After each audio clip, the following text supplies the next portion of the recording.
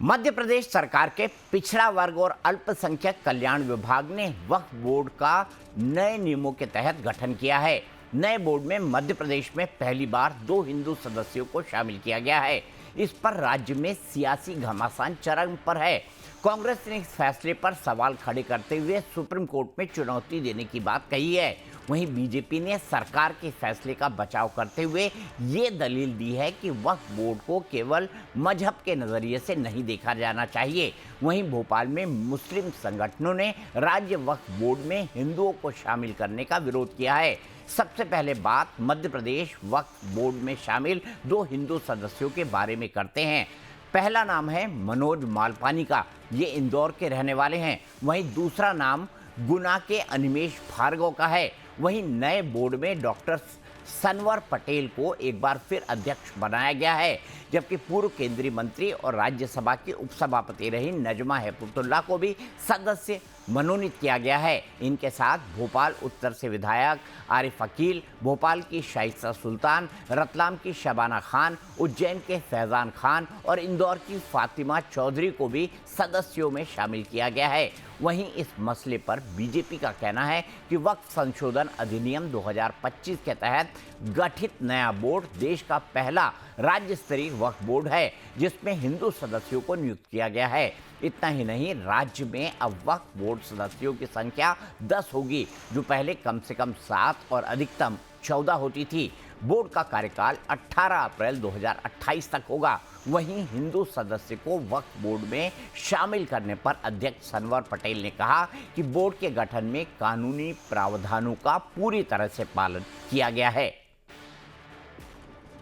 बड़े मंथन के बाद ये कानून निकल कर आया और इस कानून में स्पष्ट उल्लेख है कि हर राज्य में जब बोर्ड बने तो कम से कम 2 महिलाएं हों।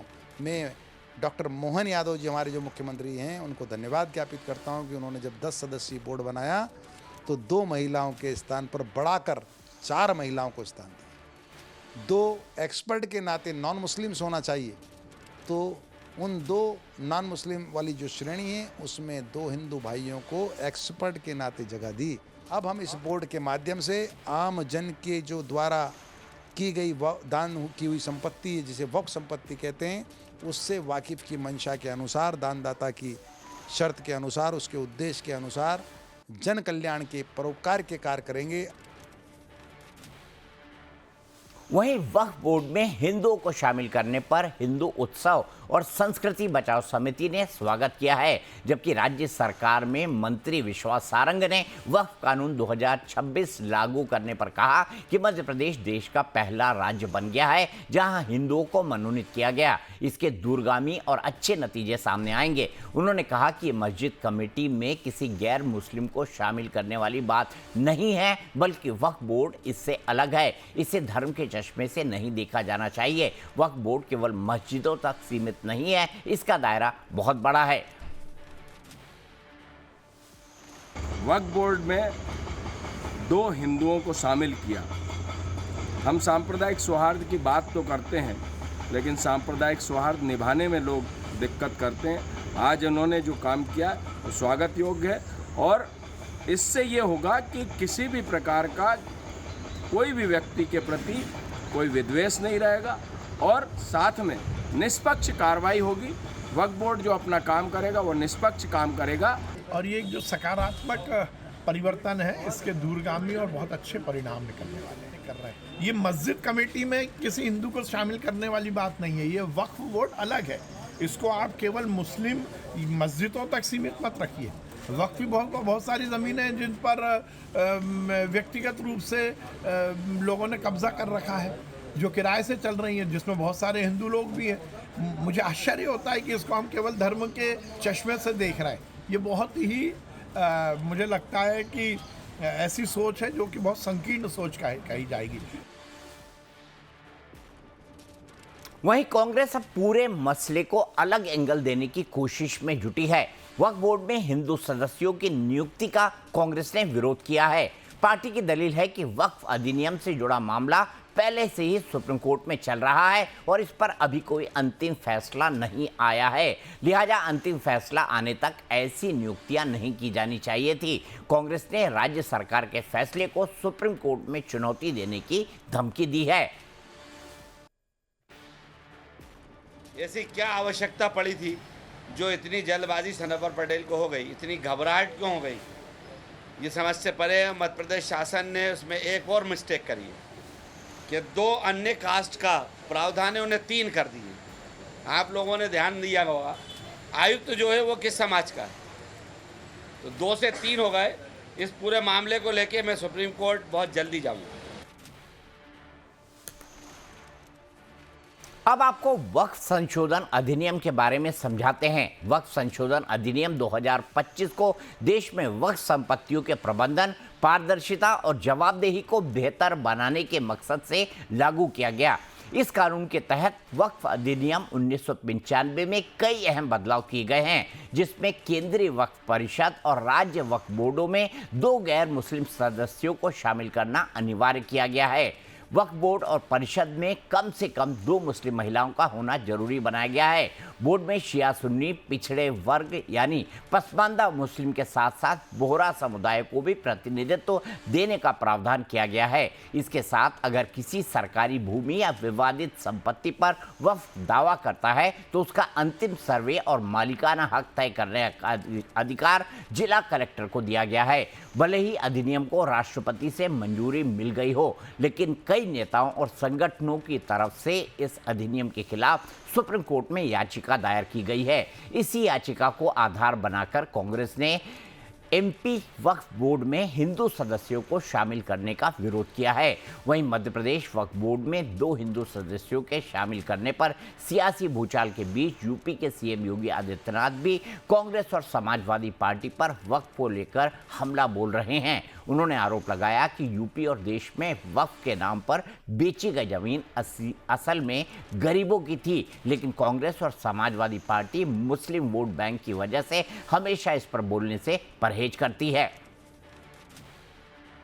वक्फ के नाम पर हजारों हेक्टेयर लैंड प्रदेश में भी और देश के अंदर भी बेची गई। एक भी बार ये लैंड गरीब की थी, कमजोर तबके के लोगों की थी। ये लैंड जिसको गरीबों के नाम पर पट्टा दिया जा सकता था, इन्होंने वक्फ के नाम पर उस लैंड को कब्जा करवा करके बेच करके, और कुछ चुनिंदे लोगों ने वक्फ के नाम पर उस लैंड का वारा न्यारा किया है। एक भी बार कांग्रेस और समाजवादी पार्टी बोली नहीं। ऐसे में कहा जा सकता है कि वक्फ एक ऐसा मामला है जिसमें सरकार और विपक्ष दोनों को अपनी संभावना दिखती है, लिहाजा वक्फ बोर्ड को लेकर सियासी कश्मकश चरम पर है। इसी पर बात करने के लिए हमारे साथ यशपाल सिंह सिसोदिया हैं, बीजेपी के प्रवक्ता हैं, और हमारे साथ मोहम्मद फरहान हैं। मोहम्मद फरहान एक कांग्रेस के नेता हैं।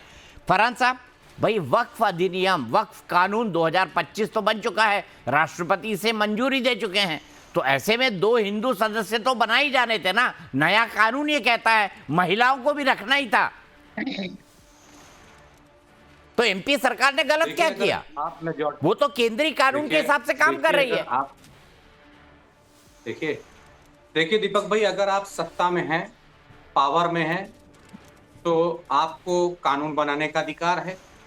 बहुमत से कानून बनता है। बहुमत जिसके पास होगा वो कानून बनाएगा। वो किसी भी संप्रदाय के, किसी भी धर्म के खिलाफ भी बना सकता है, उसके फेवर में भी बना सकता है। ये तो सरकार के ऊपर रहता है, सरकार की मंशा क्या है। सरकार ये जानती है कि मुस्लिम हमारा वोटर नहीं है, मुस्लिम हमारा विरोध करता है मजबूती से, तो हम भी इसका जितना बन सकेगा उतना नुकसान करेंगे। अब ये बताइए कि अगर सत्ता में विरोधी ताकतें हों जो वोट का राजनीतिकरण करती हों और वो हमारे खिलाफ, मुसलमानों के खिलाफ अगर कोई बिल ला दें, तो हम उस बिल को ना स्वीकार, हम अगर भी उस बिल को स्वीकारते नहीं हैं तो इसको ये नहीं मान लिया जाएगा कि ये बिल जनहित के लिए लाया गया है। दूसरी बात मैं कहना नहीं, चाहता आपकी हूं, आपत्ति क्या एक है बहुत मोटी बताइए। मिसाल के मैं तौर पहले पर- भी ये सवाल पूछता था, इस कानून से आपकी आपत्ति क्या है? आपत्ति है, अब अगर कल की डेट में दीपक भाई भारतीय जनता पार्टी की हुकूमत केंद्र में लाके एक बिल, अभी मानसून सत्र चलने वाला है, उस मानसून सत्र में एक बिल ये ला दे कि मस्जिद के जो मुतवल्ली होंगे, जो मुअज्जिन होंगे और जो इमाम होंगे, उसमें एक हिंदू धर्म का भी व्यक्ति होगा। अरे फिर और वही उसके बाद बात उस कर बिल रहे हो को आप, पास फिर करा वही दे, बात और कर रहे पास भी हो। हो जाएगा। अरे मेरे भाई, वो पास वक्फ भी जो हो है जाएगा। वो पूजा करने का, अरे हमने नमाज वो- करने का, मजहबी चीज का, धार्मिक कानून नहीं है। वक्फ प्रॉपर्टीज के मैनेजमेंट का कानून है। ये रिलीजियस अच्छा, ये नेचर का वक्फ नहीं है क्या वक्फ है? बोर्ड, ये एक आपकी मिनट, प्रॉपर्टीज का एक मिनट, मैनेजमेंट ये वक्फ करता क्या है। अरे हम कह रहे हैं वक्फ क्या है, वही तो मैं पूछना चाहता मैं हूं। वही वक्फ- आपसे पूछ रहा वक्फ हूं। क्या है? बड़ी बड़ी दुकान मैं है, वही तो बता रहा हूँ। आपकी दुकान बंद हो रही है कई सारे मुसलमान नेताओं की। वक्फ की हमारी जमीन को दुकान नहीं बंद हो कौड़ी रही। मोल पर बेचना और कौड़ी मोल पर किराए देना, ये मुस्लिम नेताओं का शगल रहा है और आप लोग उसी में मूर्ख बनते रहे। लीजिए मेरी बात को। अच्छा, अब माफ दीपक कीजिए, भाई, शब्द आप का इस्तेमाल जब कर रहा क्वेश्चन हूं। आप बताइए ना, वक्फ में देखिए, क्या देखिए। धार्मिक या मजहबी काम है, रिलीजियस काम क्या है वक्फ के पास? वक्फ को संपत्ति कौन देता है? अरे फिर गजब बात कर दी धन आपने, कौन देता है? वक्फ को गजब बात जमीन कर दी आपने। दान में कौन एक देता नाला है? गंदा है, एक हिंदू नाम गंगा नदी का बताइए। कुछ पानी नाले एक में हिंदू जाता नाम है, तो बताइए, क्या एक सरकार इसका का मतलब ऐसा उसे व्यक्ति का नाम उसे भी बताइए नाला मान जिसमें- लिया जाए? ये गजब बात कर रहे हैं आप, ये क्या कनेक्शन है? वक्फ एक वक्फ मिनट। को संपत्ति दीपक भाई, मुस्लिम आप लोग देते हैं, हिंदू लोग भी दे सकते हैं। और हिंदू लोग यही तो किसने दिया? आपने दिया है? आपने दिया है? और दीपक मैं भाई क्यों कभी? दूं भाई? अपने तनख्वाह फर्जी का दुकान में मैं 10% क्यों भी दूं? कभी दिया कई वक्फ में? हिंदुओं की संपत्ति पर कब्जा करके वक्फ अरे के मैं कह रहा लोगों हूं, ने आपने बेच कभी दिए। 10% दिया ये है अपनी फैक्ट तनख्वाह है। का वक्फ को? कई केसेस चल रहे भारतीय हैं। जनता पार्टी का किसी एक नेता ने वक्फ को 10% दिया अब है? फिर गजब, आप लोग ये तर्क की वही बात फरहान साहब आपने करना नहीं है। खाली मुझे चिल्लाने यही से दिक्कत काम है। नहीं चलता अब मुझे है। बताइए अब ना, आप सुन वक्फ का लीजिए। रिलीजियस नेचर क्या है? हम वक्फ बोर्ड को क्या अच्छा, ये धार्मिक बताइए, काम करना आज- होता है या क्या मजहबी काम करना होता है, एक बता दीजिए, मैं आपकी हर बात मान लूंगा। अच्छा, आर्टिकल 29 और फिर आर्टिकल पे पहुंच 30 में गए। क्या अरे लिखा हुआ है? रिलीजियस स्पष्ट- नेचर बताइए ना वक्फ बोर्ड का। ये प्रॉपर्टी के मैनेजमेंट के लिए बोर्ड है और किसी काम के लिए नहीं है। नमाज कब अरे पढ़ी भैया, ये जाएगी, बताइए, चांद प्रॉपर्टी कब किसकी है? दिखेगा, प्रॉपर्टी मुसलमानों नमाज की तो कैसे है। पढ़ी जानी चाहिए, क्या ड्रेस कोड होना चाहिए, वजू कैसे होना चाहिए, ये वक्फ बोर्ड डिसाइड नहीं करता। हम बोले, आपने अगर बोल लिया हो तो। अब एक लाइन में बता दीजिए, क्योंकि आप मुद्दे की बात तो कर नहीं रहे ना, आप इधर उधर दाएं बाएं बोल रहे मुद्दे हैं। की बात मेरे कर एक रहे हैं। सवाल का जवाब दे दीजिए। वक्फ बोर्ड है। वक्फ बोर्ड का रिलीजियस नेचर देखिए। क्या है, उसका रिलीजियस स्वरूप क्या है, क्या काम करवाता है वक्फ बोर्ड? वक्फ बोर्ड मदरसे, मस्जिद, इसके अलावा कब्रिस्तान को जमीन देना, ठीक है? ये वक्फ मुसलमान बोर्ड से नहीं जुड़े देता है, हुई सारी उनकी काम जमीनों करता को है। वक्फ बोर्ड हड़पता है, या वक्फ नहीं बोर्ड? नहीं, आप गलतफहमी में, आपको ये सुन लीजिए दीपक भाई। अच्छा, ये बातें वक्फ बोर्ड क्या आपको कब्रिस्तानों को भारतीय जमीन जनता देता पार्टी है? कार्यालय से बता दी गई। आप वक्फ के बारे में आप जानते नहीं, वक्फ क्या क्या काम करता है। वक्फ मेरी 2 मिनट आप केवल बात सुन ले तो वो आपको बिल्कुल स्पष्ट समझ में आ जाएगा। मेरी 2 मिनट बात सुन। देखिए, वक्फ क्या है? वक्फ एक ऐसा बोर्ड है जिसमें मुसलमानों, वो मुस्लिम जिनकी संपत्ति, जिनकी कोई औलाद नहीं है और वो मरने के टाइम, या बहुत धनी लोग मुसलमानों में जो हैं, उन्होंने वक्फ को संपत्ति दान कर दी। संपत्ति जब दान की तो ये सोच के दान की, इस नियत से दान की कि मैं ये जो संपत्ति आपको दे रहा हूं वक्फ बोर्ड, इस पर आप मदरसा बनाएंगे, मस्जिद बनाएंगे, या कब्रिस्तान के लिए देंगे, या फिर आप यतीम बच्चों का यतीम खाना खोलेंगे, या लाइब्रेरी खोलेंगे। मतलब उनके शिक्षा से जुड़े हुए काम करेंगे, या मजहब से जुड़े हुए जो चीजें होती हैं उस पर आप काम करेंगे।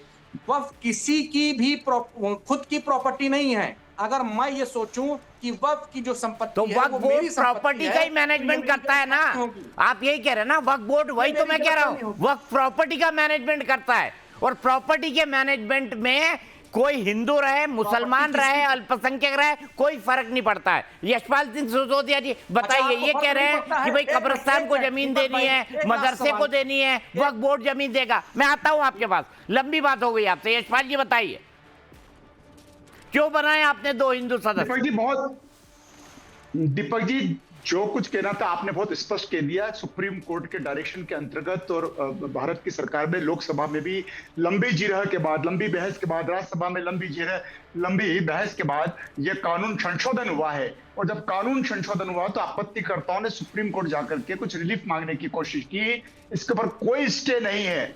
जो डायरेक्शन सुप्रीम कोर्ट ने दिया है उसके अंतर्गत मध्य प्रदेश की सरकार के यशस्वी मुख्यमंत्री डॉक्टर मोहन यादव जी ने 2 हिंदू प्रतिनिधियों को, देखिए हम वायलेंस नहीं कर रहे हैं, 2 की जगह 4 को नहीं ले लिया है। और मैं ये भी कहना चाहूंगा, ये भी बताना चाहूंगा कि क्या वक्फ का जो बोर्ड का जो संशोधन आया है वो पहली बार आया है क्या? 1954 से शुरुआत होती है, 1959, 1964, 1969, 1984, 1995, 2013, 2024, 25, ये इतने संशोधन आए हैं। और इन संशोधनों के साथ दीपक जी हम ये भी कहना चाहेंगे, आपका लोकप्रिय चैनल है, बड़ा प्रतिष्ठित चैनल है, आपके माध्यम से दर्शक जान पाएंगे, जानना भी चाहिए कि ये धार्मिक संस्था नहीं है, यहाँ इबादत नहीं होती। वक्फ बोर्ड में किसी प्रकार की नमाज की अदायगी नहीं होती, ना या मदरसा चलता है वक्फ बोर्ड में।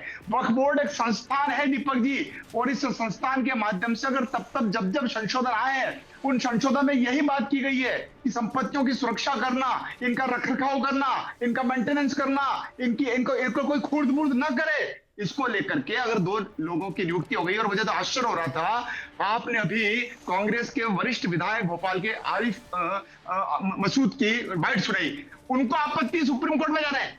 लेकिन इस बोर्ड ऑफ डायरेक्टर में श्री आसिफ अकील भी विधायक की भूमिका में है। अब भोपाल के एक कांग्रेस के विधायक को आपत्ति नहीं है जो इस कमेटी में आते हैं, और एक भोपाल के कांग्रेस के दूसरे वरिष्ठ विधायक को आपत्ति है, वो सुप्रीम कोर्ट में जाने की बात कर रहे हैं। अरे सुप्रीम कोर्ट में तो वैसे ही मामला अभी है, उसमें कोई स्टे नहीं है।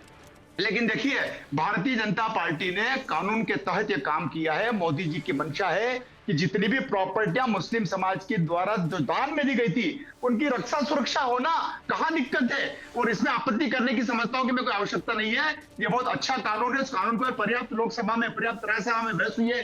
सुप्रीम कोर्ट में भी कांग्रेस के कई बड़े बड़े दिग्गज वहां पर गए हैं, कई बड़े बड़े अभिभाषक गए हैं, और सबने मिलकर के बातचीत जब की है तो मध्य प्रदेश की सरकार पहली सरकार साबित हुई है जिसमें डॉक्टर मोहन यादव जी के नेतृत्व में 2 नॉन मुस्लिम लोगों की नियुक्ति की, और दोनों ही बहुत परिपक्व हैं, 2 ही प्रतिष्ठित हैं, और उनके आने से कांग्रेस को डरने की जरूरत नहीं है। फरहान साहब, आप बिल्कुल मत डरिए, हमारे रहते हुए आपकी संपत्तियों की रक्षा और सुरक्षा की जाएगी। आप इस बात की चिंता मत कीजिए, क्योंकि भारतीय जनता पार्टी के नेतृत्व वाली सरकार है। ठीक है, अब फरहान भाई ये बताइए कि 2 हिंदू सदस्य है, और अगर वक्फ की जमीन को एक मदरसे को दिया जाना है, क्या वो इनकार कर देंगे? मस्जिद को दिया जाना है, क्या वो इनकार कर देंगे? आपको ऐसा लगता है? ऐसा है दीपक भाई, अब मेरी बात बहुत आपने उनको ध्यान से सुना है। मैं भारतीय जनता पार्टी के प्रवक्ता की बात सुनकर मुझे हंसी आ रही थी। वो हमसे कह रहे डरने की जरूरत नहीं है, आपकी जमीन सुरक्षित रहेगी।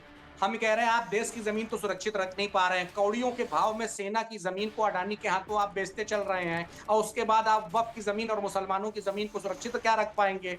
ठीक है, आपने मध्य प्रदेश में, आपने उत्तर प्रदेश में, आपने उत्तराखंड में, आपने उड़ीसा में, आपने आसम में कौड़ियों के भाव अडानी को आपने जमीन नहीं दी, कहिए नहीं दी। और ऐसी क्या आवश्यकता आने पड़ी थी कि आपने अडानी को कौड़ियों के भाव जमीन दे दी? आपको कोई अडानी के अलावा और दूसरा व्यक्ति नहीं मिलता है जिसको आप जमीन दे दें। आपने देश की आप कहाँ ये आप सियासी तकरीर करने लगे मोहम्मद फरहान? आप सुनिए, आप सुन लीजिए। अब आप वक्फ को बेचना चाह रहे हैं क्योंकि आपको पता है रेलवे, और रेलवे के बाद आर्मी के बाद अगर कोई हिंदुस्तान में दूसरा व्यक्ति है लैंडलॉर्ड इतना बड़ा, तो वो वक्फ है। और आपकी नजर जो है वो वक्फ की जमीनों पर है, इसीलिए 2025 में और वक्फ ने कितनी रेलवे की जमीन कब्जा कर रखी है ये भी बता दीजिए। कितनी सरकारी जमीन कब्जा है ये भी बता दीजिए फरहान साहब, ये भी बता दीजिए ना। वक्फ ने कितनी रेलवे की जमीन कब्जा कर रखी है ये बताइए, कितनी सरकारी कर रखी है ये बताइए, कितनी डिफेंस की कर रखी है ये बताइए, ये भी बताइए ना। इलाहाबाद हाईकोर्ट तक दीपक जी, इलाहाबाद हाईकोर्ट की जमीन, इलाहाबाद हाईकोर्ट की जमीन भी आपने अपनी बता दी थी। 1 मिनट सुन लीजिए, सुनाइए। ये देखिए भारतीय जनता पार्टी के जो प्रवक्ता हैं बहुत वरिष्ठ व्यक्ति हैं, बहुत सज्जन हैं। बहुत शालीनता से चीजों को सुन रहे हैं और मैं उनकी बातों को सुन रहा, अच्छा लगा। अरे क्यों टाइम बर्बाद कर रहे हैं आप? ज्यादा बताइए ना, समाप्त करो, वक्त मेरे ने बड़े भाई। कितनी रेलवे की, केंद्र सरकार की, राज्य सरकार की जमीनों को कब्जा कर रखा है। इस पर सुप्रीम कोर्ट के जजमेंट है, हाई कोर्ट के जजमेंट है। कितना कब्जा कर रखा है ये भी बता दीजिए। आप पॉलिटिकल बात कर रहे हैं तो मैं भी एक पॉलिटिकल सवाल पूछ लेता हूँ। अरे मैं वही तो कह रहा हूं कि आपको क्या लगता है कि क्या वक्फ बोर्ड ने ये रेलवे की और आर्मी की जमीन कब्जा की है? मैंने ये कहा है। मैं क्या कह रहा हूं कि इस देश में ऐसा कोई रेलवे, हाई कोर्ट आर्मी या के लोअर बाद कोर्ट अगर नहीं किसी होगा के पास जिसपे जमीन है जिसपे सबसे ये केस ज्यादा, ना चल तो रहा वो हो। वक्फ बोर्ड मोहम्मद है। फरहान साहब, ऐसा कोई बड़ा कोर्ट ना होगा जिसमें 1-2 केस या 10-15 केस ना चल रहे हो वक्फ द्वारा जमीन कब्जे के।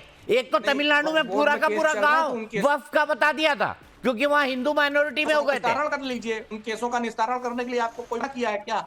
और उसके बाद तो आपने अपना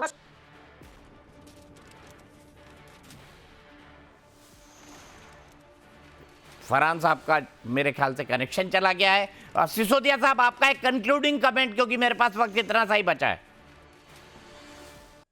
नहीं देखिए दीपक जी, आपने इस विषय को आज डिबेट का विषय बनाया है और हजारों लाखों पाठक आपके जो देखने वाले दर्शक हैं वो वास्तव में इस डिबेट को सुन ही रहे हैं, सुनना भी चाहिए।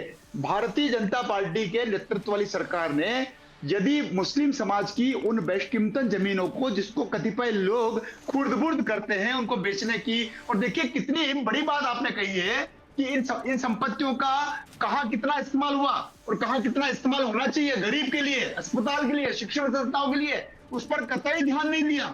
और अब यदि 2 नॉन मुस्लिम इसमें एंट्री करते हैं तो कांग्रेस के लोगों को और वे मुस्लिम समाज के लोग जो उन जमीनों पर निगाह डाले बैठे हैं, उनको तो दीपक जी तकलीफ होना स्वाभाविक है, क्योंकि उनकी तो जमीन खिसक रही है। लेकिन हम आपके चैनल के माध्यम से और आपकी जो लोकप्रियता है उसके माध्यम से बताना चाहेंगे कि भारतीय जनता पार्टी के नेतृत्व वाली मध्य प्रदेश की सरकार ने देश में पहली बार प्रारंभ किया है वक्फ की संपत्तियों में जिस प्रकार से सुरक्षा देने का, पारदर्शिता का, उनका मेंटेनेंस का, उसको पूरा करने के लिए बड़ी टीम का गठन हुआ है। और इस बड़ी टीम में अगर 2 जिम्मेदार लोग आए हैं जो नॉन हिंदू हैं, तो उनको लेकर के भी हम पूरी गारंटी के साथ, पूरा विश्वास से कहना चाहते हैं कि इसका निश्चित से उपयोग ही होगा, कोई दुरुपयोग नहीं किया जाएगा।